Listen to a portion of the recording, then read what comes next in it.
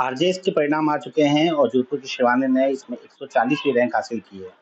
किस तरह की जर्नी नहीं रही, लाखों लोग इसके लिए कोशिश करते हैं लेकिन असफल रह जाते हैं, कुछ ही लोग जो है सफल हो पाते हैं। हमारे साथ में शिवानी है अपनी जर्नी को शेयर करने के लिए, ताकि अगर आप आरजेएस करना चाहते हैं तो यह इंटरव्यू आपके लिए बहुत कुछ ला सकता है, बहुत कुछ सिखा सकता है। शिवानी, पहले तो बहुत-बहुत बधाई आपको कि आपने 140वीं रैंक हासिल की है।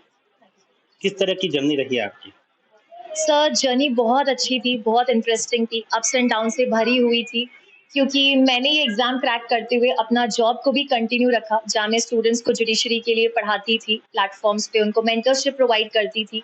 तो उन स्टूडेंट्स से सीखने को मिला और वही चीज़ें मैंने अपने प्रिपरेशन में इंश्योर की और कहीं न कहीं मुझे लगता है कि सफलता के लिए कहीं न कहीं हार का होना ज़रूरी है। तो फर्स्ट अटेम्प्ट में जब मेरा प्री भी क्वालीफाई नहीं हुआ था, तो मुझे उससे अपना अप्रोच बदलने की ज़रूरत समझ आई और शायद उस वजह से मैंने चीज़ों को इम्प्लीमेंट किया और यहाँ तक आज आई हूँ सर। अच्छा, पहले स्कूली पढ़ाई की बात करते हैं। स्कूली पढ़ाई कैसी रही? क्या किया आपने स्कूली पढ़ाई में? सर मैंने 9th स्टैंडर्ड में डिसाइड कर लिया था कि मुझे लॉ सेगमेंट में जाना है एंड 11th और 12th स्टैंडर्ड में मेरा आर्ट्स फील्ड था और जब आर्ट्स फील्ड लिया था तो मुझे ये आस-पास से हमेशा से सुनने को मिलता था कि जो ब्राइट स्टूडेंट्स होते हैं वो तो हमेशा साइंस लेते, तो आप आर्ट्स क्यों लेना चाहते हो? आर्ट्स में इतना स्कोप नहीं है। बट मुझे हमेशा से पता था कि आर्ट्स में बहुत ज़्यादा क्रिएटिव चीज़ें हैं हमारे पास करने को एंड एक वो फील्ड है जहाँ पर अपॉर्च्युनिटीज़ एक्चुअली ज़्यादा है अगर अच्छे से देखा जाए। उसके बाद मैंने अपना महिला पीजी महाविद्यालय से बैचलर ऑफ आर्ट्स किया और उसके बाद मैंने एलएलबी एंड एलएलएम भारतीय विद्यापीठ यूनिवर्सिटी पुणे से कंप्लीट किया और फिर जब वापस कोरोना के दौरान मैं जोधपुर आई और जॉब अपॉर्च्युनिटीज़ नहीं दिखी, मैंने प्लेसमेंट नहीं लिया था क्योंकि मुझे कहीं न कहीं डेस्क टेबल वर्क अच्छा नहीं लगता था। तो जब जोधपुर वापस आई, तो देखा कि कंटेंट क्रिएशन मुझे बहुत अच्छा लग रहा है, तो जुडिशरी की तैयारी भी करती थी, तो जुडिशरी का कंटेंट भी डेवलप करना मैंने शुरू किया, नोट्स वगैरह लिखने शुरू किए। धीरे-धीरे काफ़ी सारे एडटेक प्लेटफ़ॉर्म्स पे मैंने कंटेंट क्रिएशन का काम किया। फिर मैंने पढ़ाना शुरू किया और आज पढ़ाते-पढ़ाते मैं यहाँ पे हूँ सर। जब आपने वकालत की पढ़ाई की, इसके बाद में आरजेएस का ख़्याल कब आया आपके मन में?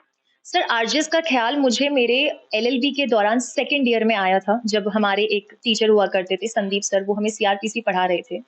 क्योंकि वो प्रैक्टिसिंग एडवोकेट थे और क्योंकि वो भी जुडिशरी को टारगेट कर रहे थे, तब उन्होंने उसकी इम्पोर्टेंस समझाई और एक सबसे बड़ी अपॉर्च्युनिटी या हम कहें तो हमको एक फील्ड दिखा कि इसमें हम अपना करियर देख सकते हैं और उन्हीं के गाइडेंस में मैंने अपनी फर्स्ट टाइम जुडिशरी की प्रिपरेशन स्टार्ट की थी and somewhere he was the motivation और वो मोटिवेशन जब धुंधला पड़ने लगा, जब हम जोधपुर आ गए वापस ग्रेजुएशन करके और कोविड के दौरान कोर्स में कुछ खास काम देखने को मिला नहीं।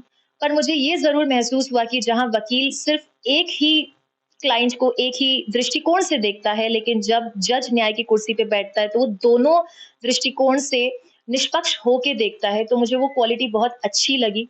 उसमें एक प्राइड है और प्राइड से भी ज़्यादा एक ज़िम्मेदारी है समाज को सुधारने की, समाज में हमारे संविधान के सारे प्रावधानों को निष्पादन करने की। तो इसी वजह से मुझे ये लगा कि शायद ये सबसे एक अच्छी जगह है, जहाँ पे मैं रह के समाज का भला भी कर सकती हूँ और अपने समाज का अपने परिवार का भी उत्थान मैं इंश्योर कर सकती हूँ। जब कोई स्टूडेंट आरजेएस की तैयारी के लिए सोचता है, तो वो शुरुआत कैसे करे? क्योंकि आपने ये जर्नी पूरी की है, सफलता र रही है आपकी जर्नी में। तो अगर कोई शुरुआत करना चाहे, आज से शुरुआत करना चाहे, तो वो कैसे शुरुआत कर सकता है? सर आरजेएस की तैयारी आपकी एलएलबी से ही शुरुआत हो जाती है क्योंकि आरजेएस में वो सारे सब्जेक्ट्स हैं जो आप अपने 5 years BA LLB, BCom LLB या 3 इयर्स एलएलबी के दौरान देखते हैं। बस एक अप्रोच में डिफरेंस होता है कि जब आप कॉलेज में ग्रेजुएशन कर रहे हैं तो उनके क्वेश्चंस का अप्रोच अलग होता है, उनके मार्क्स का अप्रोच अलग होता है, एग्जामिनेशन का अप्रोच अलग होता है और जब आप आरजेएस में आते हैं तो अप्रोच अलग होता है, लेकिन सिलेबस सबका सेम होता है। तो अगर बच्चा 5 इयर्स में फर्स्ट ईयर में या फिर आपके 3 इयर्स में फर्स्ट ईयर में ही ये टारगेट कर ले कि मुझे जुडिशरी में जाना है, तो जितना फ़ायदा जुडिशरी का प्रिपरेशन का उसको जुडिशरी में होगा, उतना के उतना उसको ग्रेजुएशन में भी होगा। अ, जो स्टूडेंट इसकी तैयारी कर रहे हैं, खासकर टाइम शेड्यूल की बात होती है, कैसे अपने टाइम को शेड्यूल किया जाए, कैसे कौन-सा सब्जेक्ट ज़्यादा पढ़ा जाए, कौन-सा सब्जेक्ट कम पढ़ा जाए, कैसे जो है सब्जेक्ट को बाँटा जाए? इसके बारे में कुछ सजेशन देना चाहें आप? येस डेफिनिटली सर, मैं इसमें अपनी जो प्रिपरेशन स्ट्रैटेजी थी वो ज़रूर आपके साथ शेयर करूँगी। वेरियस स्टेट जुडिशरीज़ का जो सिलेबस है वो फिक्स्ड होता है पहले से, आपको सिलेबस ज़रूर बता दिया जाता है, लेकिन इनका जो एग्ज़ामिनेशन पैटर्न है वो कई बार चेंज हो जाता है। आपको नहीं पता कि आपके क्रिमिनल में से कितने क्वेश्चन पूछे जाएँगे, माइनर में से कितने, मेजर में से कितने। अब अनुमान स्टूडेंट्स ये करते हैं और ये एक्चुअली कहीं न कहीं इफ़ेक्टिव भी है कि आप प्रीवियस ईयर क्वेश्चन पेपर्स को ज़रूर उठाएँ, उनको एनालिसिस करें कि आपके क्रिमिनल लॉ में से कितने क्वेश्चन आए, कॉन्स्टिट्यूशन में से कितने आए हैं, सिविल में से कितने, क्रिमिनल माइनर में से कितने हैं, क्रिमिनल सिविल में से सिविल माइनर में से कितने हैं। उसके बाद आपको एक रफ आइडिया लग जाता है कि मुझे एग्ज़ैक्टली कौन से सब्जेक्ट को ज़्यादा इम्पोर्टेंस देना है।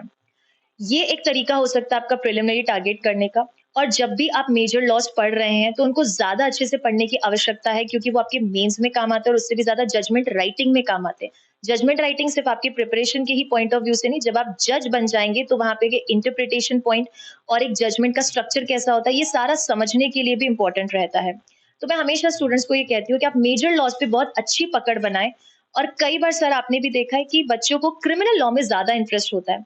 उसके पीछे कारण ये है कि वो प्रैक्टिकल अप्रोच देख लेते हैं उसका, न्यूज़पेपर्स में उनको रोज़ क्राइम होते हुए दिख रहा है, तो उनका क्रिमिनल लॉ में इंटरेस्ट ज़्यादा है। लेकिन उनको ये ध्यान रखना है कि सिर्फ़ एक ही सब्जेक्ट को ज़्यादा इम्पोर्टेंस नहीं देना, सिविल लॉ में भी इक्वल अपना इंटरेस्ट जगाएँ, क्योंकि क्वेश्चन्स वहाँ से भी आते हैं।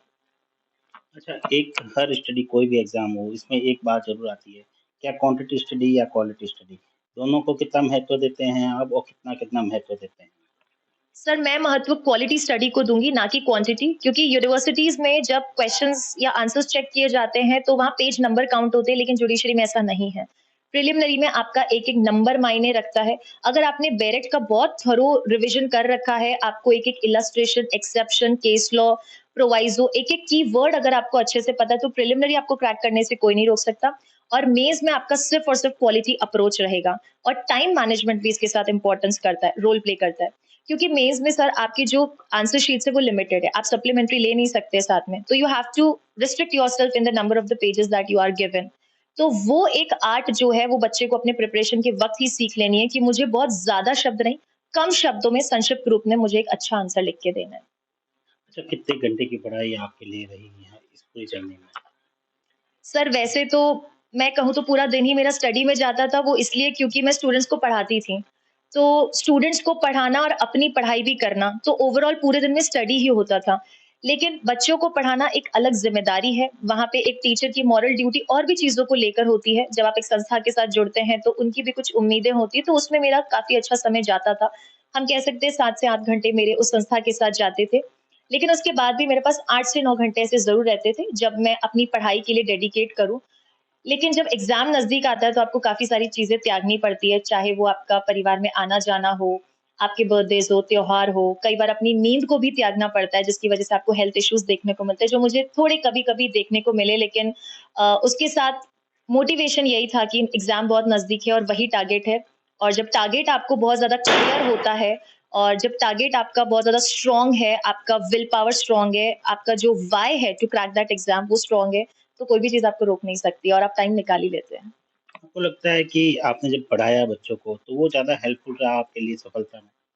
डेफ़िनिटली सर, वो बहुत ज़्यादा हेल्पफुल रहा, क्योंकि एक टीचर की ज़िम्मेदारी एक स्टूडेंट से भी ज़्यादा हो जाती है। जब एक टीचर पढ़ाने बैठता है तो उसके सामने हज़ारों बच्चे हज़ार तरीके के डाउट्स रखते हैं और हज़ार तरीके से उस चीज़ को समझते हैं और इंटरप्रेट करते हैं। तो कहीं न कहीं ये प्रोफ़ेशन ने मुझे ज़िम्मेदारी दी है, बहुत कम उम्र से मैंने ज़िम्मेदारी लेना सीख लिया और मुझे लगता है ये ज़िम्मेदारी का जो फ़ीचर है वो मुझे जज बनने के बाद भी बहुत ज़्यादा हेल्प करने वाला है।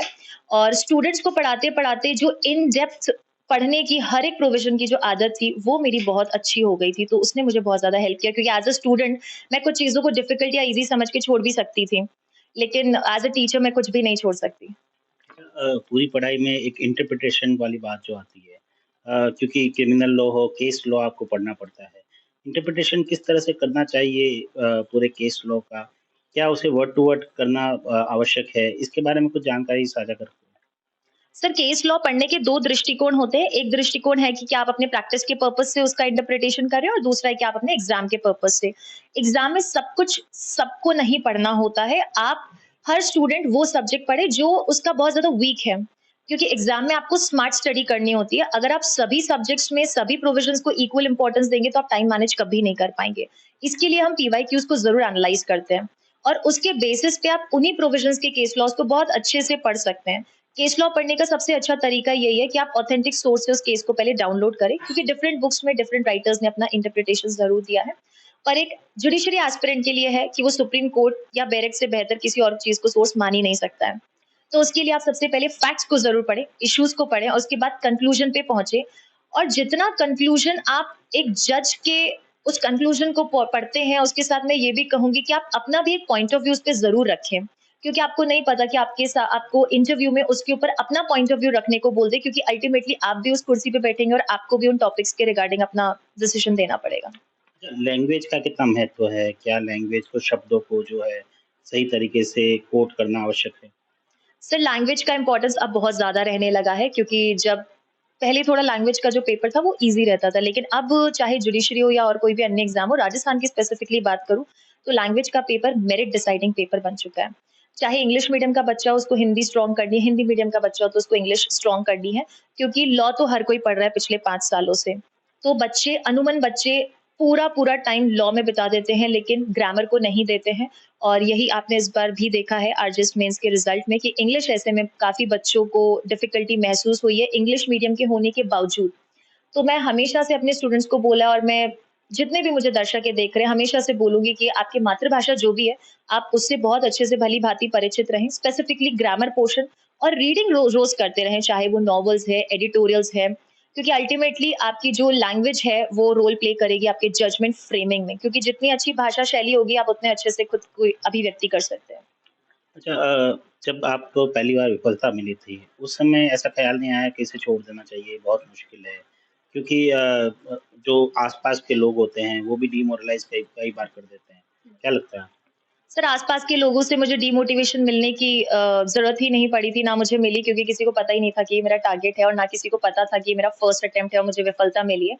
मैं मानती हूँ कि वो विफलता बहुत ज़रूरी थी, मुझे उससे डिमोटिवेशन नहीं मिला था, क्योंकि मुझे पता चल गया था कि मेरी गलतियाँ क्या थी और मैंने कितने सब्जेक्ट को कितनी इम्पोर्टेंस दी थी, और मैं क्यों वो एग्ज़ाम को उस वक़्त सफल नहीं हो पाई या क्यों नहीं क्रैक कर पाई।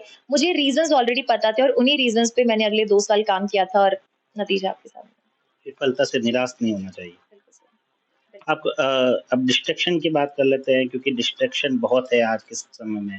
क्या लगता है आपको, सोशल मीडिया के ज़माने में डिस्ट्रैक्शन से दूर रहना चाहिए इस पूरी जर्नी में, जब आप पढ़ाई कर रहे हैं, प्रिपरेशन कर रहे हैं? बिल्कुल सर, और डिस्ट्रैक्शन दिन पे दिन बढ़ते भी जा रहे हैं, चाहे इंस्टाग्राम, फेसबुक या हम किसी की भी बात करें। सबसे बड़ा डिस्ट्रैक्शन ही हमारा फ़ोन है। हम ऑनलाइन एजुकेशन में भी इन्वॉल्व थे, तो हमें पता है कि हम बच्चे को बाँधने के लिए टीचर को ज़्यादा मेहनत करनी पड़ती थी, क्योंकि in phone he has an option to leave the class at any time. लेकिन ऑफलाइन में बच्चा ऐसा कर नहीं सकता है। तो ये self knowledge, self awareness, self discipline पर डिपेंड करता है। अगर आपको पता है कि आपका गोल वही है, और जिस वक़्त आप दूसरी चीज़ों में लिप्त हो, आपका एक-एक सेकंड जा रहा है और रैंकर उस वक़्त पढ़ रहा है, आप पीछे रह रहे हो उस डिस्ट्रैक्शन में, अगर ये आपको पता है, तो आप अपने डिस्ट्रैक्शन इमीडिएटली बंद कर दोगे। मेरे फ़ोन में आज भी आपको फ़ेसबुक, इंस्टाग्राम नहीं मिलेगा, सीधा टेलीग्राम, क्योंकि वो हमारे बच्चों से कनेक्ट होने के लिए महत्वपूर्ण है। तो डिस्ट्रैक्शन तो जितना चाहो उतना हो सकता है, आप और ऐड ऑन कर सकते हो, वो तो वैसे भी नहीं आपके लिए कम है। ये आपके हाथ में है कि आप कितना स्ट्रांगली इन चीज़ों को कम करना चाहते हो, क्योंकि एक बार अगर आपने एग्ज़ाम क्रैक कर लिया है, तो फिर ये सारी चीज़ें यही रहेगी। आपको ये समझना है कि क्या ये चीज़ों जिनमें आप चीज़ों में अभी वक़्त इन्वेस्ट कर रहे हो, क्या वो इतनी इम्पोर्टेंट है कि आप अपने जुडिशरी के पेपर को स्टेक पे रख सकते हो? क्या वो इतनी इम्पोर्टेंट है कि उसको बाद में नहीं किया जा सकता? क्योंकि जो भी रील्स है, शॉर्ट्स है, ये कहीं नहीं जाएगी, ये बाद में भी यहीं रहेगी। लेकिन a missed opportunity is always a missed one. आपको लगता है कि डिजिटल एजुकेशन का ज़माना है, तो एक अच्छे सोर्स से पढ़ाई करना बहुत आवश्यक है, क्योंकि डिजिटल वर्ल्ड में बहुत सी चीज़ें सर्कुलेट होती है, जो कि सही नहीं होती है।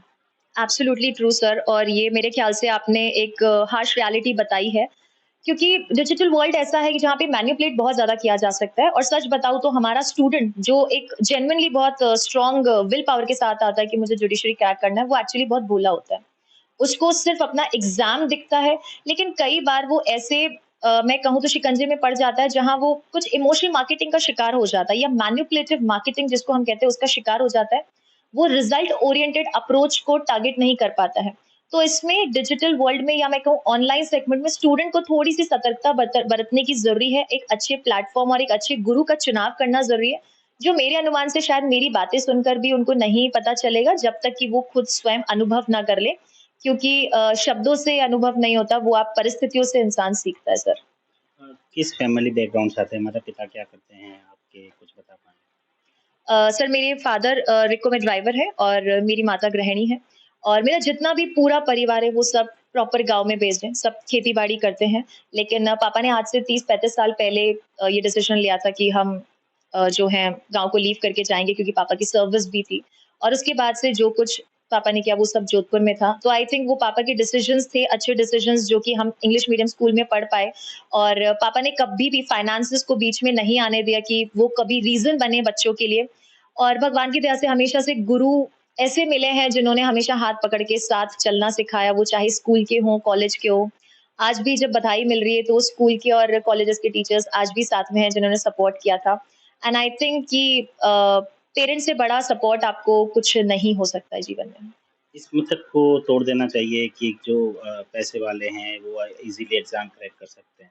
एब्सोल्युटली सर, कोई भी एग्ज़ाम में आपका पैसा, आपका ओहदा, आपकी परिस्थिति आपको रोक ही नहीं सकती है।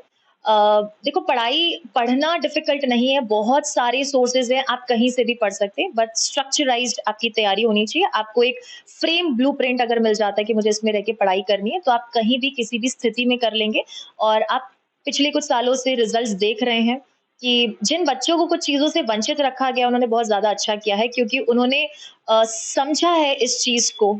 जिसके पास सब कुछ होता है शायद उसे उसका मूल्य नहीं पता, लेकिन जिसके पास नहीं होता है उसको उस चीज़ का मूल्य ज़्यादा होता है।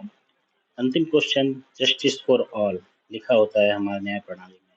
इसका क्या मीनिंग आप समझते हैं? क्या कहेंगे इसके बारे में? सो जस्टिस ऑफ ऑल मैं समझती हूँ कि न्याय सबको मिलना चाहिए and law is king of Kings और वो किसी भी भेदभाव नहीं करता है। उनके लिए महिला, पुरुष, समाज का कोई भी वर्ग ये इसमें कोई भेदभाव नहीं करते हैं। तो न्याय हमेशा उस व्यक्ति को मिलना चाहिए जो उसको डिज़र्व करता है, जो उसके लिए एंटाइटल्ड है, हक रखता है और बिना किसी भेदभाव के हर एक जज को, चाहे वो मैं हूँ या कोई भी और हमारे साथी जितने भी जज बने, उनको कुर्सी पर बैठते हुए ध्यान रखना चाहिए कि हम एक ऐसी जगह पर बैठे हैं जहाँ पर इंसान का भगवान के बाद सबसे ज़्यादा भरोसा न्याय के बैठे न्यायमूर्ति पर, जज पर और डॉक्टर्स पर होता है। तो ये बहुत ज़िम्मेदारी का काम है और मैं यही आशा करूँगी कि सब लोग इसको पूरी निष्ठा से करें। ये थे हमारे साथ में शिवानी जिन्होंने 140वीं रैंक आरजेएस में शामिल की है। ये इंटरव्यू देखने के बाद में ज़रूर आपको मदद मिली होगी अगर आप आरजेएस की प्रिपरेशन कर रहे हैं। सुमित देवड़ा, टीवी 9 जोधपुर।